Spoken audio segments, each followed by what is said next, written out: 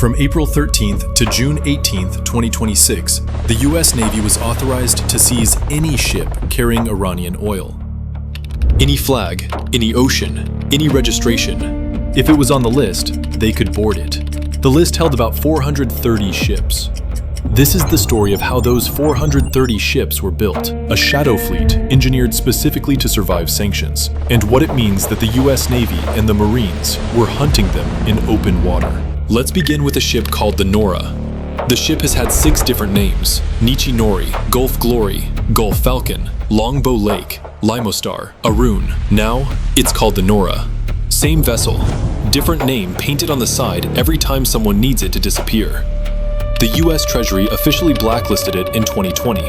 No American company allowed to touch it due to direct ties to the National Iranian Oil Company. It kept sailing anyway. On January 29, 2026, a Malaysian Coast Guard patrol boat caught the Nora 24 nautical miles off the coast of Penang. It was locked side by side with another tanker called the R. Celebra, pumping $130 million worth of Iranian crude oil across, mid-transfer in the dead of night. 53 crew members were arrested, both ships detained. 1 week later, both ships were released. The fine? $76,000.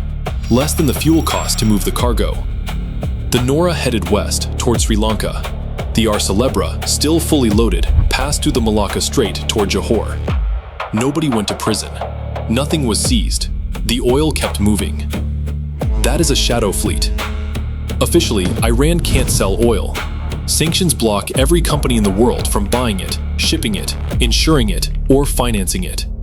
But in 2025, Iran sold over 600 million barrels anyway. That gap between what's legal and what's actually moving is the job of roughly 430 ships. Here's how 1 barrel gets from Iran to a refinery in China without anyone being held responsible. Step 1. A tanker loads at Kharg Island, Iran's main offshore terminal in the Persian Gulf. Step 2. It leaves under a false identity. Different name painted on the hull. Flag of a country it's never visited. The IMO number, the permanent identification code, the UN fingerprints to every ship, forged. Step 3. It passes through the Strait of Hormuz and turns off its tracker. For days at a time, it doesn't officially exist. Step 4. It reappears off Malaysia, 24 nautical miles offshore, just outside the jurisdiction where anyone is obligated to stop it. It locks alongside another tanker and pumps the oil across. Step 5. The receiving ship relabels the cargo, Malaysian blend. Then it heads for China. Step 6. Chinese customs records show 0 imports from Iran. It's all logged as Malaysian crude. Step 7. Payment goes through Kunlun Bank, in yuan, not dollars. Some in crypto. Essentially money laundering, but for oil. Major oil companies won't charter tankers older than 15 to 20 years. Past that age, it's too risky to insure legitimately.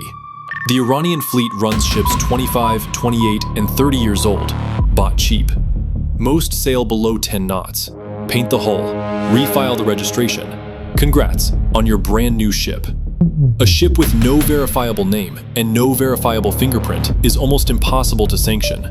That's exactly the point. Every ship must be registered under a country's flag. That country is supposed to inspect the ship, enforce safety rules, make sure it's seaworthy. But some countries figured out they could just sell that permission. Pay a fee. We'll put our flag on your ship. No questions asked. Palau does it. The Cook Islands does it. Gabon does it. None of them inspect anything. Most of these ships have never been near those countries. Palau's ship registry was run out of Houston, Texas, by a private American company until the U.S. sanctioned the operator in December 2025. Palau took the registry back in-house. Gabon's registry is managed from the UAE. You're buying a legal facade that says this ship belongs to someone, and that this mysterious someone is not Iran. Nobody verifies it. Nobody is supposed to. Fake names and rented flags is one piece, but a ship broadcasting its position is still trackable. Every commercial ship broadcasts its position on AIS, a mandatory tracking signal with no authentication, but anyone can turn it off. Windward AI tracks the vast majority of Shadow Fleet vessels, disabling their beacons for extended periods. Most ship-to-ship transfers happen with at least one ship invisible. When they do broadcast, they lie. Tankers transmitting cloned ID numbers, different ships in different oceans, all claiming to be the same vessel. 3 visual tells for a spoofed signal. A ship sitting perfectly still for impossibly long. A ship moving in a perfect circle. A ship moving in a perfectly straight line. All software artifacts. Real ships don't move that way. The Nora, like the rest of the Shadow Fleet, is an expert at disappearing. It went dark for 5 days off Malaysia, reappeared empty. Somewhere in those 5 days, it met a ship called the Vani. The Vani headed the other direction, full of new cargo. But what about paperwork? Sanctioned oil has to become legal eventually. The Amber carried 2 million barrels out of the Gulf. On March 31st, it transferred to the Medna. The Medna transferred to the Star Pine on April 4th. The Star Pine headed for Lianyangong, China. 3 transfers, 3 ships. By the time it docks, the refinery can claim it has no idea where the oil came from. Here's the giveaway. Malaysia produces around 335,000 barrels a day. Chinese customs records imports labeled Malaysian blend at close to 1.5 million barrels a day. Malaysia's entire oil industry couldn't produce that. The more than million barrel gap is Iranian oil. Western banks won't touch Iranian oil. SWIFT, the global bank-to-bank messaging network that moves money across borders, is closed to Iran. So the money moves through Kunlun Bank, a Chinese state bank, under US sanctions since 2012, still operating because Beijing doesn't care what Washington says about it. A smaller slice moves in crypto. In January 2026, the US Treasury sanctioned 2 exchanges, ZSEX and ZZion, both registered as normal UK companies, the same online form a freelancer uses to start a business. According to TRM Labs, those 2 alone moved roughly $1 billion in IRGC-linked funds. The IRGC being Iran's Revolutionary Guard, the military arm that controls Iran's oil exports. The majority of funds moved with Tether, most of it on the Tron blockchain. So, an illegal Iranian military crypto pipeline, built into British company law, hidden next to sandwich shops and low-level businesses.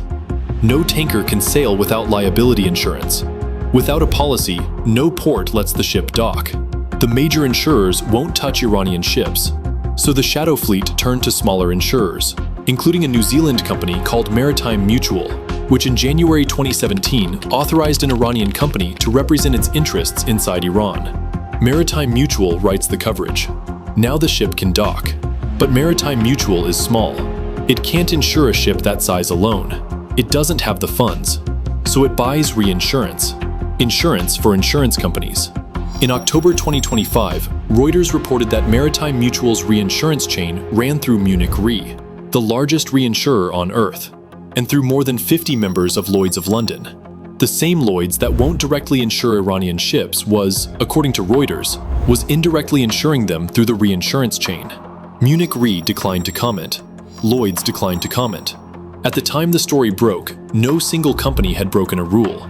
Each one had passed the risk one step further down the chain until the origin was invisible. Since then, MS Amlin ended the relationship. The UK sanctioned Maritime Mutual in February 2026. New Zealand opened an investigation. That's how the world's most sophisticated insurance market ended up underwriting sanctioned oil. Not through corruption, but through distance. Some countries sell flags. Some banks process payments. Some insurers cover the risk. None of it is individually illegal. Take any one piece away, the flag, the bank, the insurance, and the ship cannot sail, cannot be paid, cannot dock. Together, they are the puzzle pieces of the Shadow Fleet. And every one of them has the same answer when you ask. No comment. In Iran's current budget, nearly half of oil and gas revenue, billions of euros a year, goes directly to the armed forces. That money funds the proxies. Hezbollah, $700 million to $1 billion a year by State Department estimate. The Houthis, 100 to 300 million plus weapons.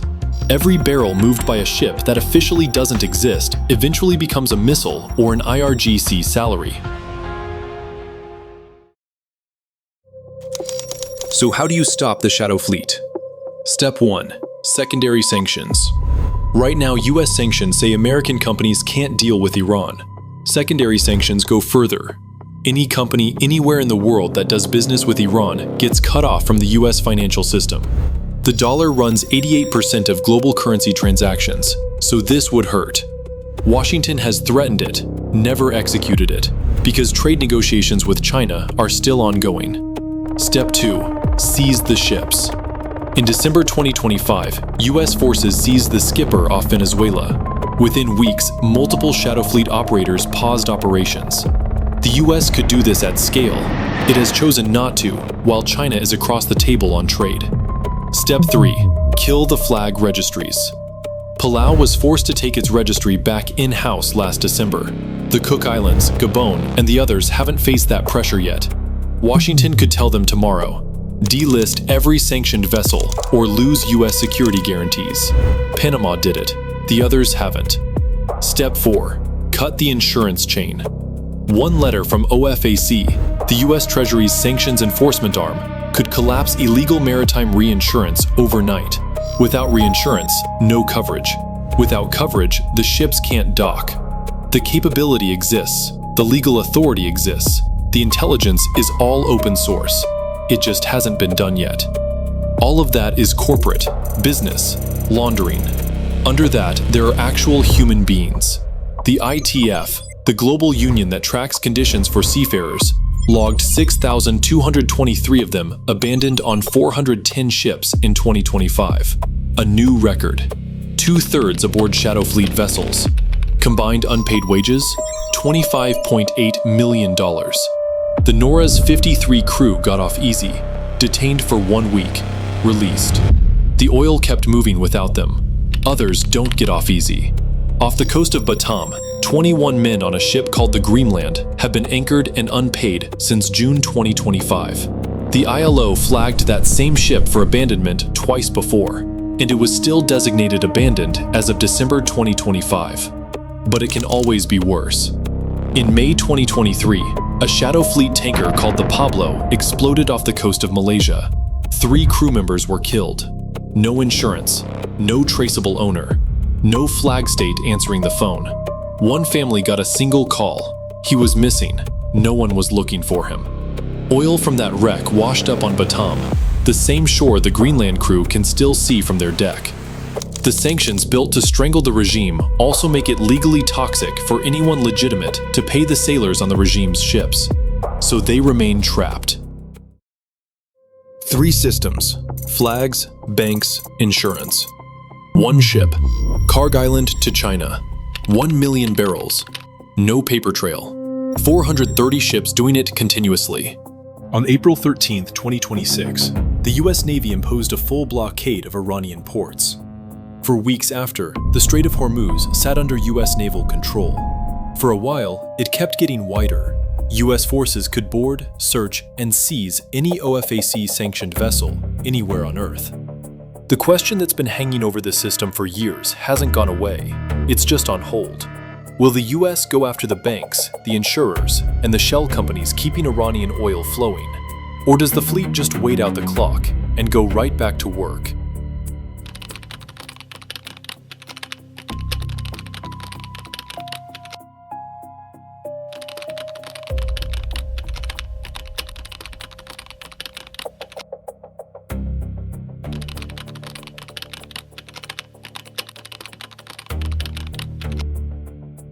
Thank you so much for watching. If you've made it this far, then you are exactly who we make these videos for. So hit subscribe because there are a lot more coming. And drop a like too. It's the best way to let us, and more importantly, the algorithm, know that you want more of this. And let us know in the comments what you'd like us to cover next. We do read every single comment. See you next time.